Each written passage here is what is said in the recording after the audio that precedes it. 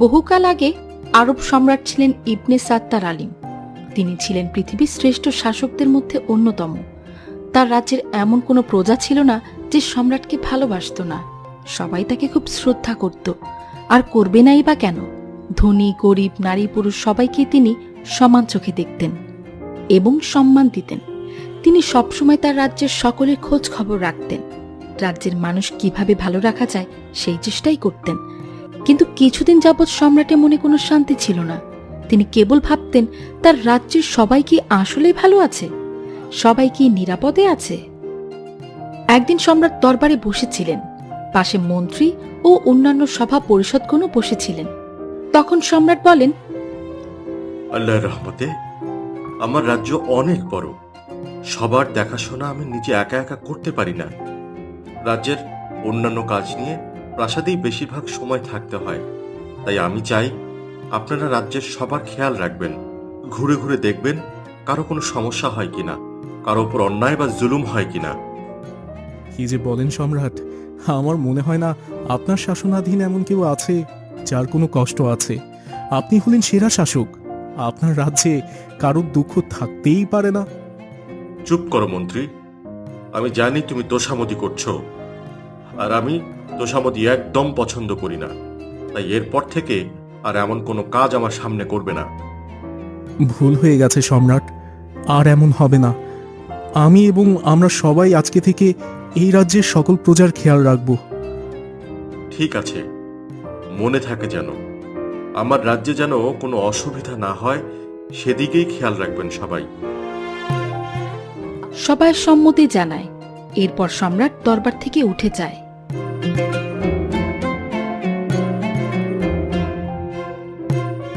এরপর অনেক দিন কেটে যায়।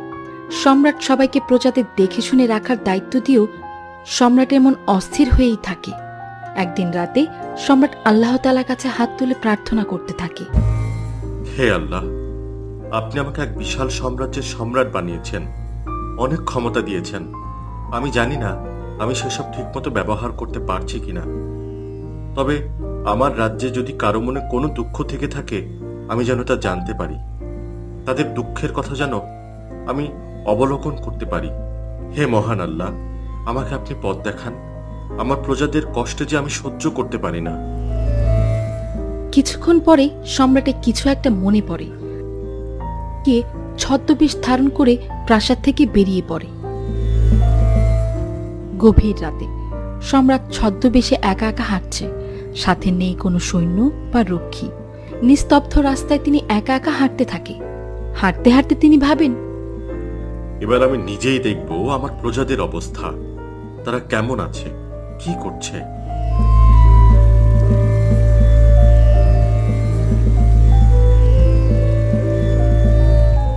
সম্রাট হাঁটতে হাঁটতে দেখে সকল প্রজারা নিশ্চিন্তে ঘুমিয়ে আছে। এরকম শান্ত নির্জন পরিবেশ দেখে সম্রাট ভাবতে থাকে, এত রাতে কারো সমস্যা আমি বুঝবো কি করে? সবাই তো ঘুমাচ্ছে, কিন্তু রাত ছাড়া তো আমি বেরো হতে পারছি না। আচ্ছা, একটু ঘুরে দেখি তো, কালকে না হয় এর একটা সমাধান বের করব। নাকি মন্ত্রীর কথাই ঠিক, আমার রাজ্যের সবাই খুব ভালো আছে।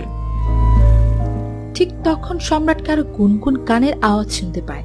সম্রাট দাঁড়িয়ে যায় আর খুঁজতে থাকে কোথা থেকে সেই সুরটি ভেসে আসছে। ওই গানের আওয়াজ কোথা থেকে আসছে? আর এত রাতে গানই বা গাইছে কেন? দেখি তো ওদিকে গিয়ে। এরপর সম্রাট গানের সুর অনুকরণ করে এগোতে থাকে। গানের সুরের উৎস খুঁজতে খুঁজতে সম্রাট একটি কুড়িঘরের সামনে এসে হাজির হয় আর শুনতে পায় ভেতরে কেউ বিরহী সুরে গান গাইছে। সম্রাট নিজে কৌতূহল সামলাতে না পেরে ঘরের জানালা দিয়ে উকি দিতে থাকে। ততক্ষণে গান বন্ধ হয়ে যায় আর সম্রাট দেখে ভেতরে একটি মেয়ে একা একা বসে আছে। এই মেয়ে, তুমি এখন এত রাতে গান গাইছো কেন? আপনি কে, আর এখানে কেন? সে আমি যেই হই, তুমি কি জানো না এভাবে গান গাওয়া উচিত নয়? আর এখন তাহাজ্জুদের সময় হয়ে যাচ্ছে, তুমি আল্লাহর ইবাদত না করে গান গাইছো। আমি মানলাম আমি যা করেছি ভুল করেছি, কিন্তু আপনি তো আমার চেয়ে বেশি অন্যায় করেছেন, আর এর শাস্তিও আপনাকে পেতে হবে। আমি ভুল করেছি? তা কি ভুল করেছি শুনি? আপনি আমার ঘরের জানালা ভেঙেছেন, একজন অপরিচিত পুরুষ হয়েও আমার ঘরে উকি দিয়েছেন, এমনকি সালাম না দিয়ে আমার সাথে কথা বলছেন, আমার চেহারা দেখেছেন। এতে আমার পর্দা নষ্ট হয়েছে, তাই আমি আপনাকে ছাড়বো না। আপনার নামে আমি সম্রাটের কাছে নালিশ জানাবো। সম্রাট বুঝতে পারে তার এইভাবে ঘরে উকি দেওয়া উচিত হয়নি, আর এও বুঝতে পারে মেয়েটি সম্রাটকে চিনতে পারেনি। তাই সম্রাট মেয়েটিকে বলে, আপনি সম্রাটের কাছে আমার নামে নালিশ করবেন? হ্যাঁ, আমি কাল সকালে গিয়ে সম্রাটের কাছে আপনার নামে নালিশ করব। আচ্ছা, তা না হয় করবেন, কিন্তু আপনি কি চেনেন সম্রাট কে? আমি তাকে দেখিনি, তবে তার নাম আমি অনেক শুনেছি, ইবনে সাত্তার আলিম। আমি এও জানি উনি একজন নিষ্ঠাবান শাসক এবং ন্যায় বিচারক। আমার মনে হয় আপনি ভুল জানেন। সম্রাট খুবই খারাপ একজন মানুষ, আর ভালো শাসকও তিনি হতে পারেননি। আপনি ভুল। রাজ্যের সবার প্রতি উনি যত্নশীল, আর আপনি বলছেন উনি ভালো শাসক হতে পারেনি? তা নয়তো কি? নয়তো কি তার সাম্রাজ্যের কেউ এত রাতে বিরহে কাঁদছে? আমি কাঁদছি আমার বিরহের কারণে, আর এতে সম্রাটের কি দোষ? দোষ নয়? না। আচ্ছা, ঠিক আছে, কিন্তু একটা কথা, আপনি কালকে আমার নামে সম্রাটের কাছে নালিশ করবেন। ঠিক আছে, আমার আপত্তি নেই। প্রয়োজনে আমি আপনাকে আমার রুটে করে সম্রাটের কাছে নিয়ে যাব, কিন্তু আপনি দয়া করে আমার একটা প্রশ্নের উত্তর দেবেন। সম্রাটের মিষ্টি কণ্ঠের অনুরোধে মেয়েটি মনটা কিছুটা গলে গেল। কি প্রশ্ন? আপনি আমাকে বলবেন, এত রাতে আপনি কার বিরহে কাঁদছেন, আর তিনিই বা কোথায়? মেয়েটি এবার মন খারাপ করে বলে, আমি আমার স্বামীর জন্য কাঁদছি, যার সাথে আমি 4 দিনের সংসার করেছি। এখন সে কোথায়? বিবাহের 4 দিনের পর সম্রাটের নির্দেশে সে রাজ্যের সীমানা রক্ষার কাছে গিয়েছে। এরপর 4 মাস কেটে গেল, সে এখনো আসেনি।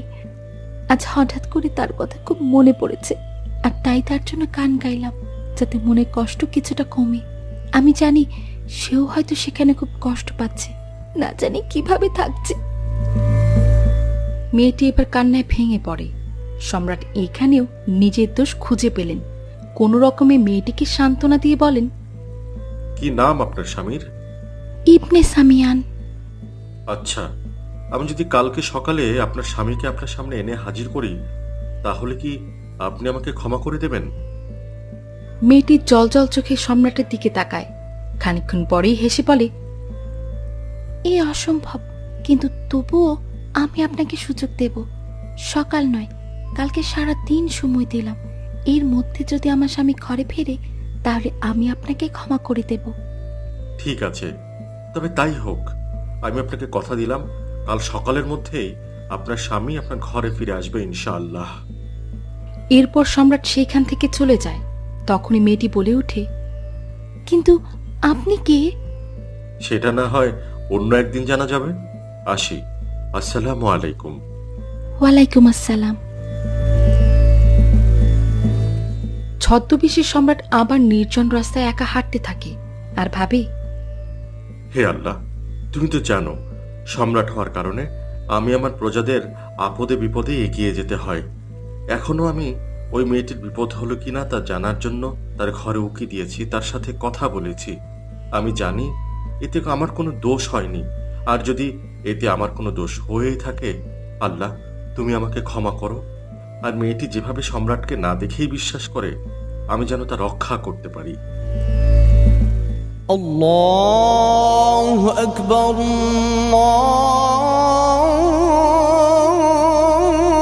الله أكبر। এরপর সম্রাট প্রাসাদে পৌঁছায়। ততক্ষণে চারিদিকে ফজরের আজানের ধ্বনি শোনা যায়। নামাজ আদায় করে সম্রাট তার স্ত্রীকে ডেকে বলে,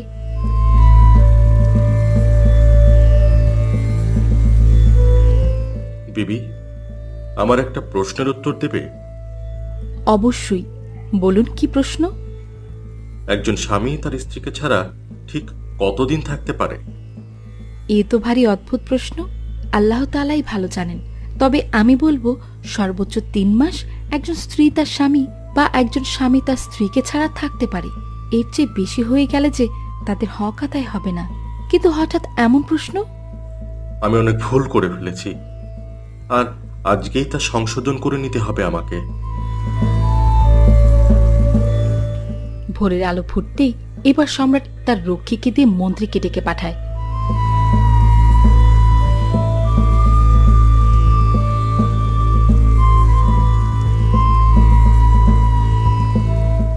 আসসালামু আলাইকুম। ওয়ালাইকুম আসসালাম। তোমাকে একটা দায়িত্ব দিয়েছিলাম, তুমি কি সেই দায়িত্ব ঠিকঠাক মতো পালন করেছো? না মানে এভাবে মানে মানে করো না। তুমি জানো কাজের অবহেলা আমি একদম পছন্দ করি না, আর তুমি সেটাই করেছো। দুঃখিত সম্রাট, আর এমন গাফিলতি হবে না। ঠিক আছে। আর শোনো, এবার থেকে প্রতি 3 মাস পরে সকল সীমান্তের সৈন্যদেরকে ছুটি দেয়া হবে। তাহলে তখন সীমান্ত কে পাহারা দেবে?